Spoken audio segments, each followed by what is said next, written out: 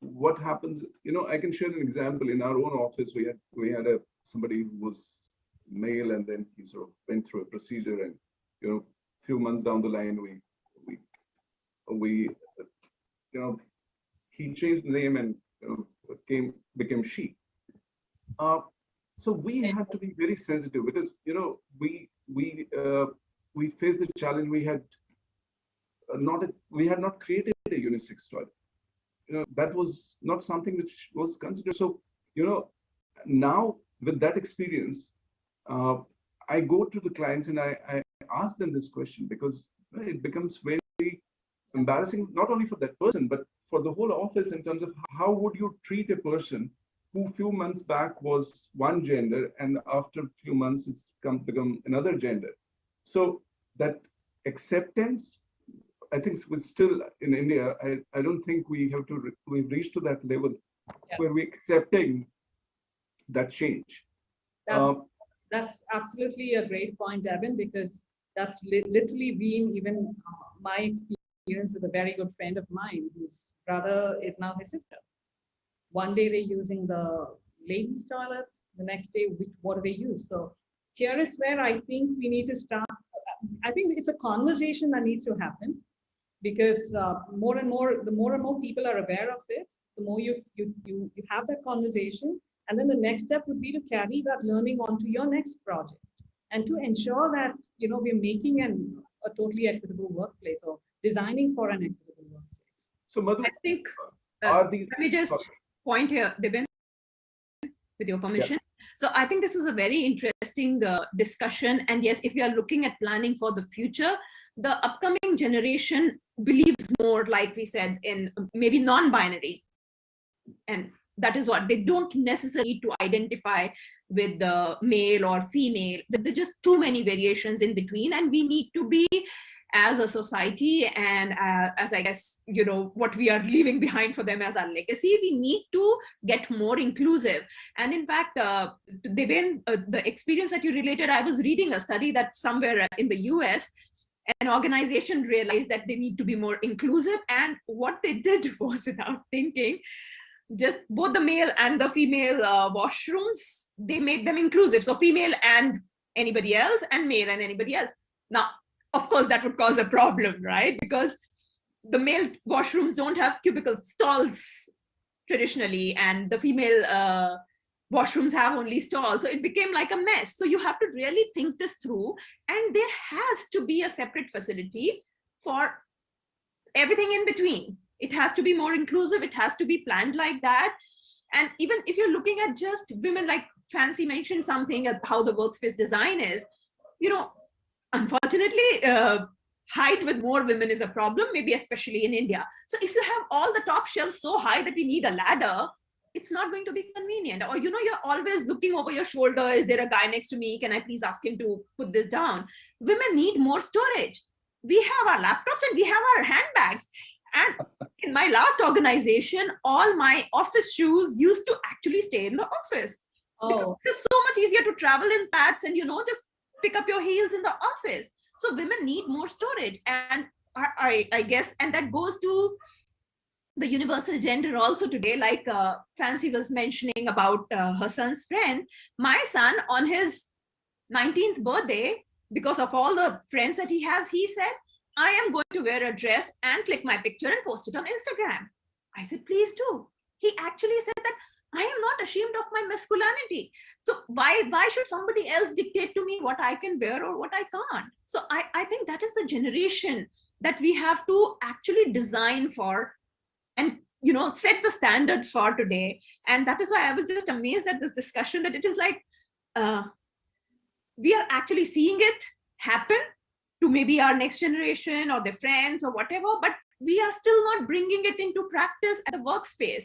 I think it's high time we do. And another thing on the workspace design, which I realized because of the dress, I don't know about other women, but oh my God, we have these beautiful stairs, right? Either the spiral one or these stairs which have no that vertical barrier, right? Oh my God, when you're wearing a skirt or a dress, you don't want to climb up those stairs. Right from school time, I'm so wary of those stairs. And I don't know why all these design consultants love them so much.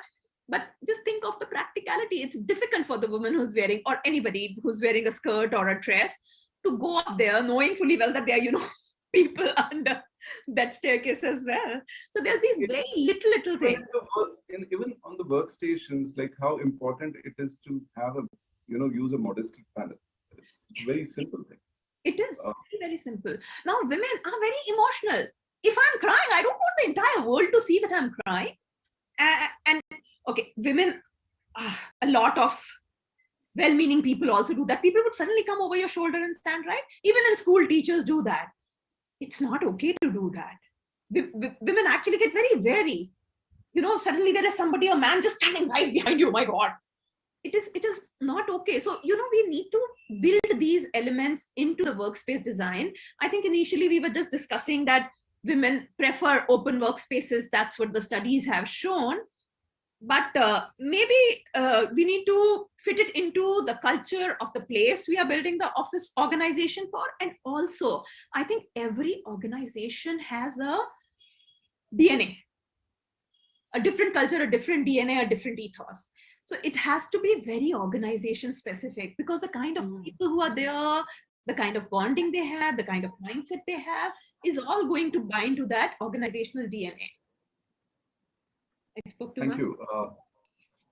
Madhu, I just wanted to add one thing to this, that, I wanted to understand the change in hospitality. You can talk about workplace, but in terms of how. Okay. So maybe I'll talk about it, and then there's one point I wanted to talk. So the change, what will happen in hospitality? I think hospitality, we all know that right now it's like a bleeding industry.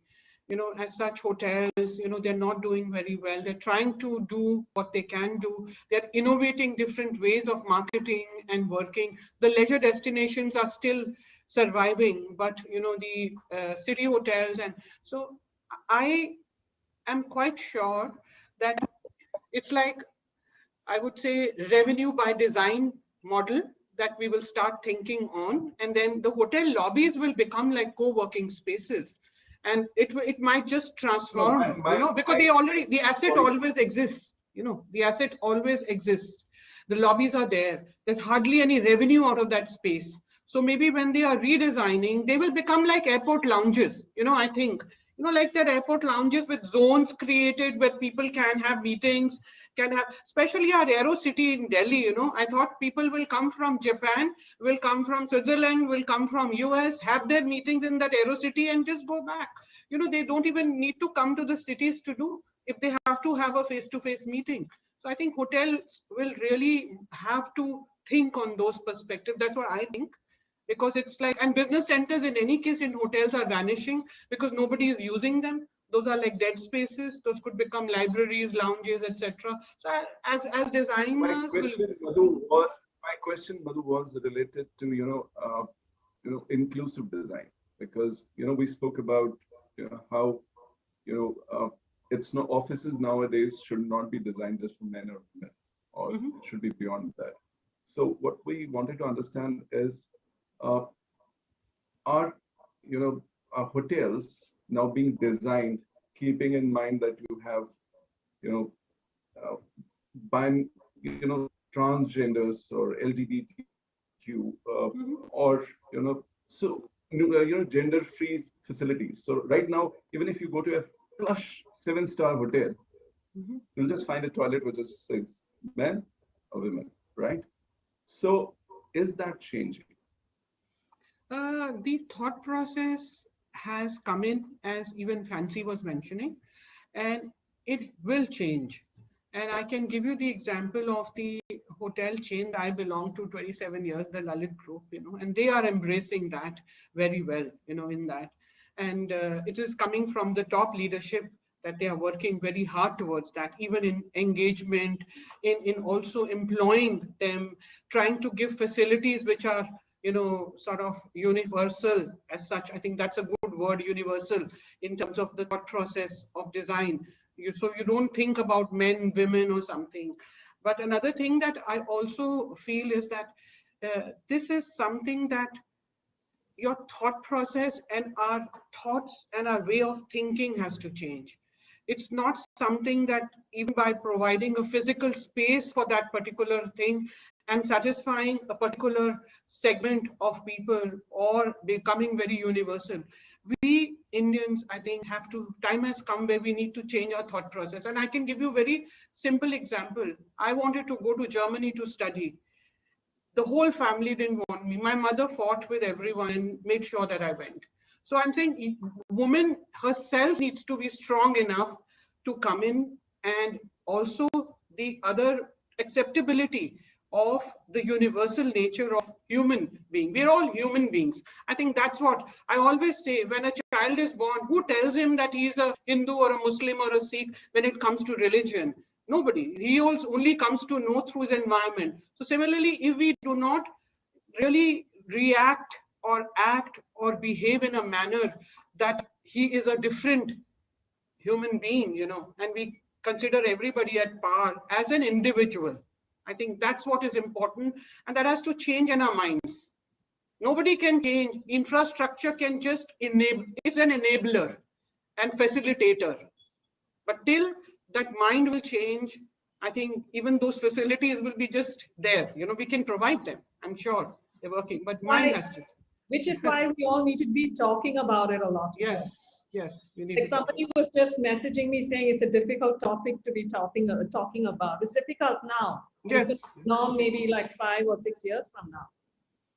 I'll give you an example. We didn't have women from the second, third tier cities coming to big cities and start working. But today, Delhi, Gurgaon, just go there. People are from towns that we don't even know of. They are here and they are working. So I think that is going to change. Maybe not at a very fast pace, but it will change. I'm sure it needs sort of over and all, it needs a revolution, and the revolution will only come if all of us just keep, bringing up that subject. Yes. I just wanted to, quickly point out that, yes, we are all saying that we are understanding it to some extent, and our next generation understands it much better. Yes, they understand it much better, but even in the next generation, it's not just about the top 5% of the population. 80% of India, if we talk only of our country, still does not understand or accept LGBTQ. And forget, even in the top 5%. I agree. Meaning people don't understand anxiety and depression. Forget being an LGBTQ. It's just not something they can comprehend. And if I cannot understand it, then it's wrong. People actually come from that attitude. And I just think that there's a lot that we need to do. But yes, thankfully there are some of us who understand, and hopefully we'll take the right steps and move forward. And from what Madhu was saying, I just remembered another thing. When I was interviewed campus placement for my first job at this printing press, actually they grilled me. If we give you the job right now, will you accept it? I said, yes. Don't you have to take permission from someone? I was like, no, my job, my life, but you will have to shift to Bombay. And I was like, yeah, so? And I just couldn't understand at that time. It's only when I look back now, I realized that because I was a girl, I was being questioned, will your father allow you to go? And, yeah, I guess without realizing, people have, when you're hiring a woman, you're like, oh my God, she will get married, she will have children, she will not come back to work. I can't hire her.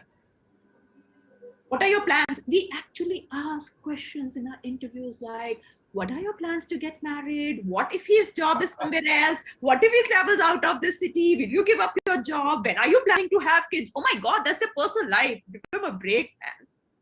That's where I think people like us have to be mentoring the young, because I always have conversations with these young girls. Like they'll be like, you're going to get married and then, I don't know what's going to happen. You decide. You decide if you want to continue working. Why should somebody be telling you that? Exactly. My question, the next question is related to what you guys were discussing in terms of, all of you have reached to a very senior level in your professions, and you face, stress or heightened pressure both from work and home. And, how do you manage being a mother, a woman, a wife, an employee, or an employer? And has pandemic put more pressure on that? because now, you had office space where you could sort of, be a bit relaxed. Now everything is within the four walls of your apartment or a home. So can you just quickly share your experiences? I'll start with you, Fancy. I think if you have to start with me, gosh, yeah, it's been extremely supportive. My husband's extremely supportive. It's very equitable at home, 50-50. You do your bit and I do mine. And the kids also have responsibilities. In fact, I have a problem with my daughter taking the dog for a walk in the night. And my son has a problem with that. He says, why? Why should that make a difference? She's a girl. So, and then there's a lot of support. I think the support system at home is extremely important, for things to work out for you, for one thing, right? And so it's for me per se, I think it's been quite, it's been quite okay where my experiences are concerned. So, Meena, Okay. quick word. So if it is about my experience, again, of course, it's bloody crazy trying to work from home. Everybody should just get back to office. We need our space, man. I need my personal space. And also, thankfully, like Fancy, again, coming from a very supportive environment. So, that share the load kind of commercials, I'm sure it's based on my life. So in my house, everybody knows we do equal. If I'm working, my husband does the cooking, I do the cleaning. And that is how we managed throughout the pandemic. And it's very well taken care of. My child is also very supportive, and he has his own sets of duties, and we manage it like that. But then, during the pandemic itself, somebody from my team, an accountant, poor girl, she was the only earning member at that time in the family because her husband had been laid off thanks to pandemic. She was still not only cooking, cleaning, giving them food on time, giving medicines on time, but also going down to do the grocery shopping and refilling the gas all on her own because it's her job. So yeah, we can't really compare what our families are like to the majority of the population. And Madhu, your experience. So during the pandemic, it was just two of us. The kids have now grown up. So I think we actually it's very collaborative. And I am proud to say, from the time I've got married till today, every morning, first cup of tea is made by my husband. So this is something that I cherish. Even if I'm awake, I don't make that cup of tea. So that's what it is. That's what it is. So I think we are all there in a world where we have to understand. When my kids were small and I was part of projects, and like Fancy said, middle of the night, I asked him, just take me to the hotel. There's a carpet being laid. I need to see if it's being done well or not. 1 o'clock in the night. So he would just take me to the office at that time, and I would just make sure that things are right or not. So I think we have to be there. And on the other hand, Meenal is very, very correct. It's not, probably we are all very blessed, all of us here on the panel, but there are many, and I have many women who I actually mentor, and I tell them that, you need to be strong. I'm not saying you need to be really very tough, but you need to at least voice what you feel. There's a very good word that in Hindi that we use, sehna, woman bahut sahi hai. As a woman, we really take on too much on ourselves. And sometimes we have to see, okay, I'm also an individual, I'm also, so I need to find Madhu. Who is Madhu? We just forget sometimes. So we need to find ourselves. That's what we mentor. So I think that's, and I'm very sure only women can help to empower women. That much I can really say very loud. It's women who can empower women. The men have to respect, but a woman can really empower by setting examples. And I think by listening to this webinar, probably some men will be inspired as well. We do not know, because we're all here. Yeah, I'm sure they would be inspired. In fact, I was reading this quote of Mahatma Gandhi, which goes as like, first they'll ignore you, then they'll laugh at you, then they fight you, and then you win. So it's on women. There was So